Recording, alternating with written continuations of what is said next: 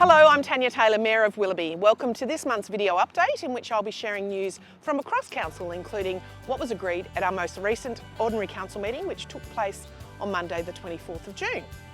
I had the pleasure of opening the meeting by welcoming our General Manager, Hugh Femister, who was appointed by Council formally this week.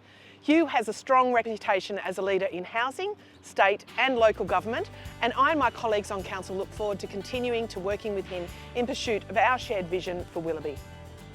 The first item we debated at Monday's meeting was a planning proposal to expand the heritage listing at St Leonard's Church in Naremburn to include a presbytery and former school building present on the site.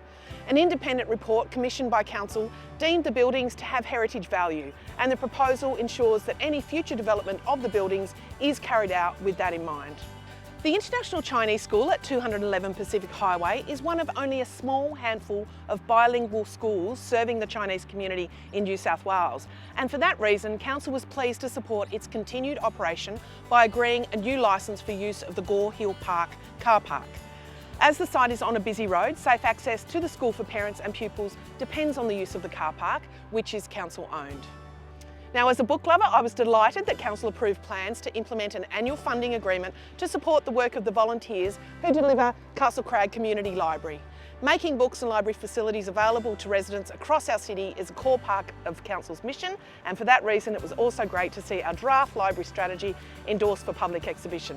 Please do check it out on Have Your Say and give us your views in the coming weeks. Councillors also rallied around Hornsby Shire Council after the state government announced it planned to take back $36 million in funding it had previously awarded for the development of sport and recreation facilities at Wesley Park.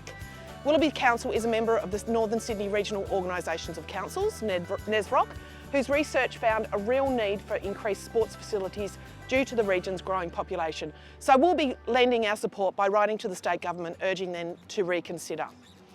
With the increased use of e-bikes for recreational and commercial use, it was great to see Council's support for increased advocacy around e-bikes, e-bike delivery drivers and making the CBD in Chatswood safer.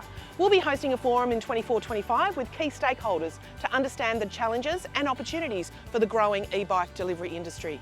In the meantime, Council will develop educational material in relevant languages for local e-bike delivery drivers, which will provide information on what riders must do to keep themselves and the community safe.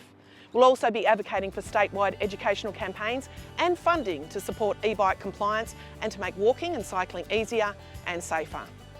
And finally, I used a mayoral minute to propose Council extends the cost-free use of Bellambi Square in Northbridge for food trucks, temporarily for 6 months, allowing time for a policy on mobile food vendors to be developed and agreed. I was pleased that my fellow councillors supported me on this, as it ensures that much-loved local businesses can continue to trade on the site for the time being, while we work on a plan for managing the process in the future in consultation with the local business community. And speaking of local businesses, this week I attended a launch event for Council's Support Local campaign, which showcases Willoughby's diverse and vibrant local economy and aims to encourage residents to spend locally to help businesses through the present economic challenges. Next time you're heading out for a bite to eat or to do some shopping, why not consider one of the many local businesses right here on our doorstep?